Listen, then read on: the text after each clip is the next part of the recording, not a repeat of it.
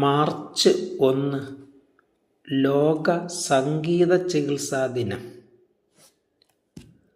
March 1 ലോക സംഗീത ചികിത്സാ ദിനമായി വേൾഡ് മ്യൂസിക് തെറാപ്പി ഡേ ആചരിക്കപ്പെടുന്നു. ലോകത്ത് ഏറെ പ്രചാരം വർദ്ധിച്ചുകൊണ്ടിരിക്കുന്ന ഒന്നാണ് സംഗീത ചികിത്സ എന്നത്.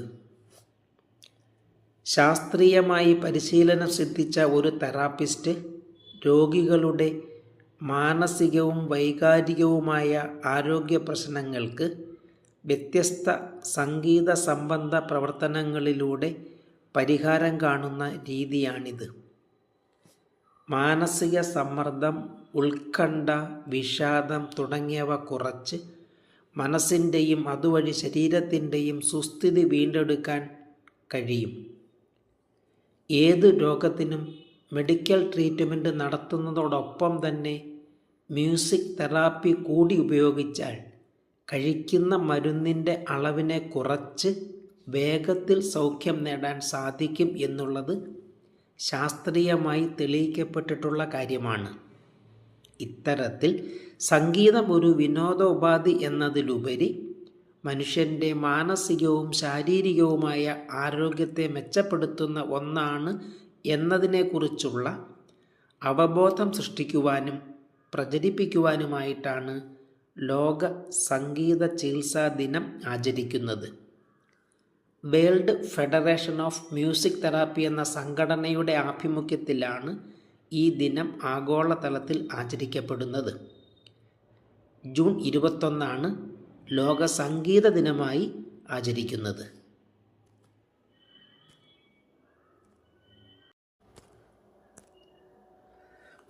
PN പണിക്കർ ജന്മദിനം. വായിച്ചു വളരുവാനും ചിന്തിച്ചു പ്രബുദ്ധരാകാനും മലയാളിയെ ഉദ്ബോധിപ്പിക്കുകയും അതിനായുള്ള പ്രവർത്തനങ്ങൾക്കായി ജീവിതം സമർപ്പിക്കുകയും ചെയ്ത കേരള ഗ്രന്ഥശാല സംഘത്തിൻ്റെ സ്ഥാപകനായ പൊതുവായിൽ നാരായണ പണിക്കർ എന്ന PN പണിക്കർ 1909 മാർച്ച് 1 കോട്ടയം ജില്ലയിലെ നീലംപേരൂർ ഗ്രാമത്തിൽ ജനിച്ചു. അധ്യാപകനായി ജോലി ചെയ്ത അദ്ദേഹം കേരളമെമ്പാടും എല്ലാ ഗ്രാമങ്ങളിലും ഗ്രന്ഥശാലകൾ സ്ഥാപിക്കുന്നതിനായി അക്ഷീണം പ്രയത്നിച്ചു. 17-ാം വയസ്സിൽ സ്വന്തം ഗ്രാമത്തിൽ ഏതാനും കൂട്ടുകാരുമൊത്ത് സനാതനധർമ്മം എന്ന വായനശാല സ്ഥാപിച്ചുകൊണ്ടാണ് അദ്ദേഹം ഗ്രന്ഥശാല പ്രവർത്തന രംഗത്തേക്ക് കടന്നു വരുന്നത്. തുടർന്ന് മറ്റു പ്രദേശങ്ങളിലും ഇത്തരം വായനശാലകൾ സ്ഥാപിക്കുന്നതിനുള്ള പ്രവർത്തനങ്ങൾ നടത്തി. 1945 സെപ്റ്റംബർ 14 അമ്പലപ്പുഴയിൽ വെച്ച് തിരുവിതാംകൂർ ഗ്രന്ഥശാല സംഘം സമ്മേളനം സംഘടിപ്പിച്ചു. 1947 സംഘം രജിസ്റ്റർ ചെയ്തു. 1949 തിരുക്കൊച്ചി സംസ്ഥാനം നിലവിൽ വന്നപ്പോൾ അത് തിരുക്കൊച്ചി ഗ്രന്ഥശാല സംഘമായി. 1958 അത് കേരള ഗ്രന്ഥശാല സംഘമായി. ഗ്രന്ഥശാലകൾ ഇല്ലാത്ത ഒരു ഗ്രാമവും കേരളത്തിൽ ഉണ്ടാകരുത് എന്ന് അദ്ദേഹം ആഗ്രഹിച്ചു. സ്വന്തമായി കെട്ടിടമില്ലാതിരുന്ന ഗ്രന്ഥശാലകൾക്ക് ഉദാരമതികളിൽ നിന്ന് സ്ഥലവും കെട്ടിടവും അദ്ദേഹം ചോദിച്ചു വാങ്ങി. ഗ്രന്ഥശാലകൾക്ക് സർക്കാരിൽ നിന്ന് ഗ്രാന്റ് ലഭ്യമാക്കുന്നതിനും കാലാകാലങ്ങളിൽ അത് വർദ്ധിപ്പിക്കുന്നതിനും വേണ്ട ഇടപെടലുകൾ നടത്തി. 1970 പാറശാല മുതൽ കാസർഗോഡ് വരെ PN പണിക്കരുടെ നേതൃത്വത്തിൽ കാൽനടയായി ഒരു സാംസ്കാരിക ജാഥ നടത്തി. വായിച്ചു വളരുക, ചിന്തിച്ച് വിവേകം നേടുക എന്നതായിരുന്നു ജാഥയുടെ മുദ്രാവാക്യം. ഗ്രന്ഥശാല സംഘത്തിൻ്റെ ആദ്യ സെക്രട്ടറിയായി തിരഞ്ഞെടുക്കപ്പെട്ട പണിക്കർ തുടർച്ചയായി 32 വർഷത്തോളം ആ സ്ഥാനത്ത് തുടർന്നു. 1971 ഗ്രന്ഥശാല സംഘത്തിൻ്റെ ഭരണ ചുമതല സർക്കാർ ഏറ്റെടുത്തു. വിദ്യാഭ്യാസ മന്ത്രി ചെയർമാനായ ഒരു കൺട്രോൾ ബോർഡ് നിലവിൽ വന്നപ്പോഴും അതിൻ്റെ ആദ്യ സെക്രട്ടറി PN പണിക്കർ തന്നെയായിരുന്നു.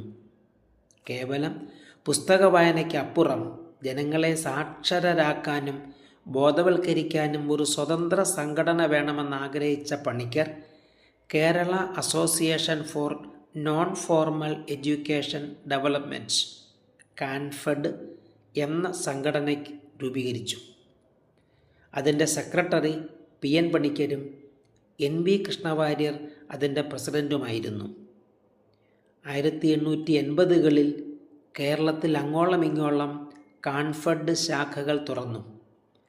1990 എറണാകുളം ജില്ല സമ്പൂർണ്ണ സാക്ഷരത നേടിയതും പിന്നീട് കേരളം മുഴുവൻ ആ നേട്ടം കൈവരിച്ചതും കാൻഫെഡ് ഒരുക്കിയ ശക്തമായ അടിത്തറയിലാണ്. 1995 ജൂൺ 19 PN പണിക്കർ അന്തരിച്ചു.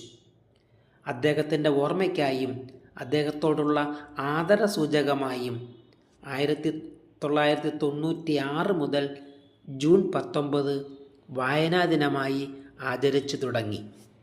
പിന്നീട് അത് ഒരാഴ്ചക്കാലം നീണ്ടു നിൽക്കുന്ന വായനാ വാരാചരണവും 2 ആഴ്ചക്കാലം നീണ്ടു നിൽക്കുന്ന വായന പക്ഷാചരണവുമായി.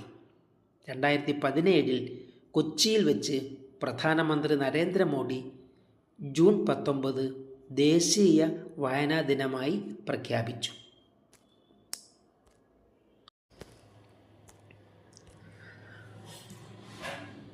അടൂർ ഭാസി ജന്മദിനം.